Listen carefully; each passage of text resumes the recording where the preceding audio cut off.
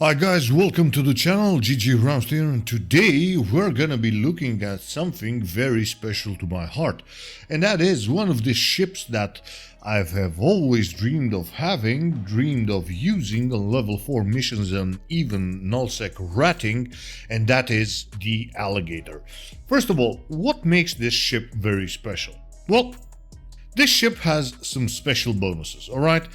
4% bonus to all shield resistance per Caldari battlecruiser bonus, alright? Very important. Galente battlecruiser bonus, 10% to kinetic and thermal heavy missile and heavy assault missile damage. And roll bonus, this is the cherry on the top. We have the use of the command burst module, 500% bonus to medium combat drone damage, 200% bonus to medium combat drone hit points, 50% bonus to command burst area of effect, and 12.5% bonus to drone microwarp velocity. That makes this... Remember back in the day when we used to use the Drake for level 4 missions and it was atrocious because it was so slow to make it a passive tank, you didn't have enough damage, and until you get to higher level ships it was atrocious. Nowadays you will have kind of the same tank, even better, alright, but with the fact that you can use drones, medium drones. And take a look at this. This is what I'm using at this moment. I'm having 716 DPS, not the best skills at the moment, but it is a rock. I can leave this in some of the level 4 missions, go and watch a movie or something, go and do my own thing, come back and go and pick up another mission and so on and so forth.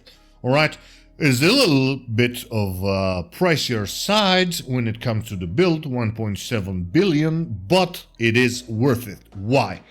Because the drones are doing 526.8 DPS. There is a variant with higher DPS, but I tend to use the Republic Fleet Heavy Assault Missile Launchers.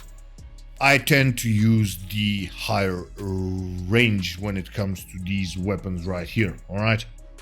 When it comes to heavy missile launchers, I prefer them instead of the heavy assault missile launchers. Why?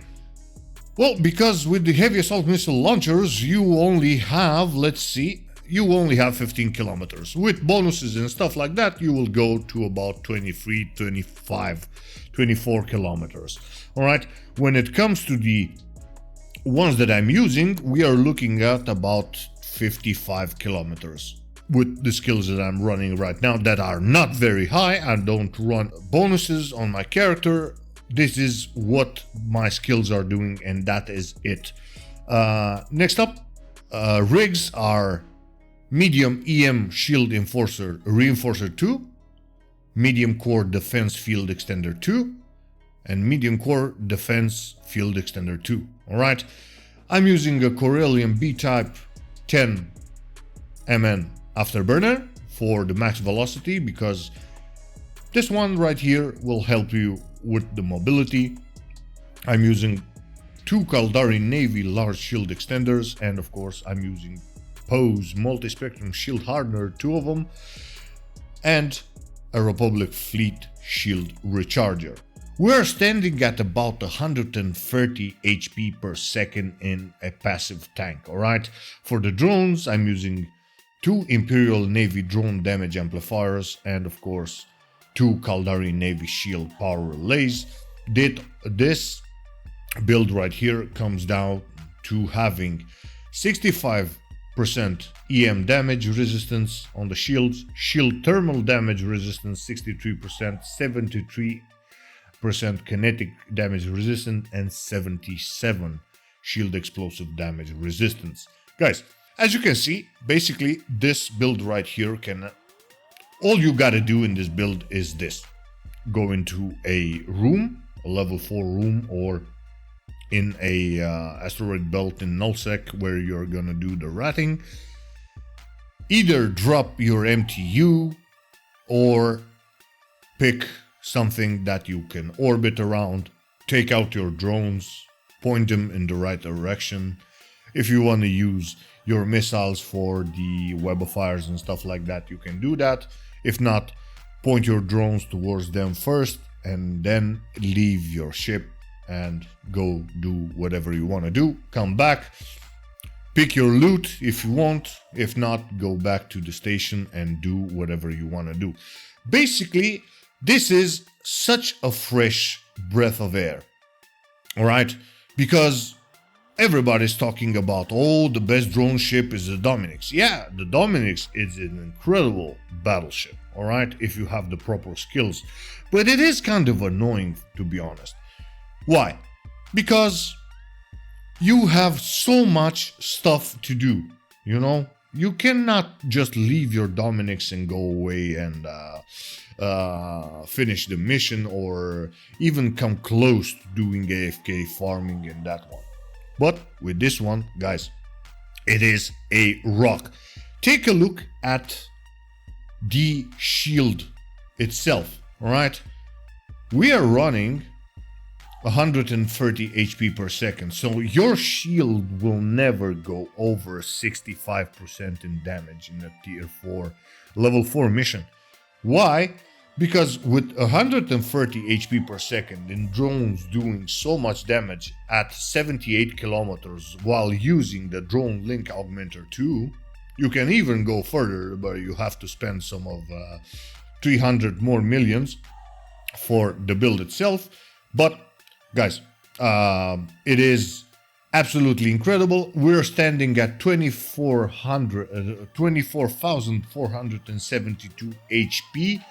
And keep in mind, this build that you're looking at is without any bonus on your character for shields or anything like this. This is the raw build. Guys, we're having 8 minutes and 20 seconds of capacitor. If we put the afterburner offline, you can see it's stable and your shield hardeners will run at infinity. Alright, so use your afterburner only in 2 cases. For the mobility, if you're going to from place A to place B, alright? Or if you're taking too much damage and the pressure is too high, pop the afterburner while orbiting something. You will mitigate the damage by the velocity that your ship was gonna have, and your drones will do the heavy lifting. Guys, to be honest with you, this is one of the best ships in the game for PvE right now.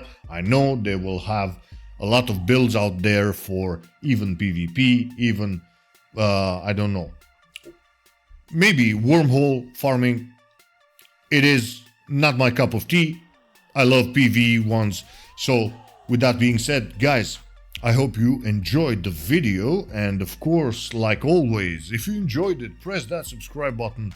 Let's build this community so we can help each other. Leave your comment if you have something to add to the build or your own opinion, because it will help a lot of people understand what they're doing in EVE Online much better. Alright, even the criticisms help. So, guys, with that being said, GGRamst out. Thanks for watching.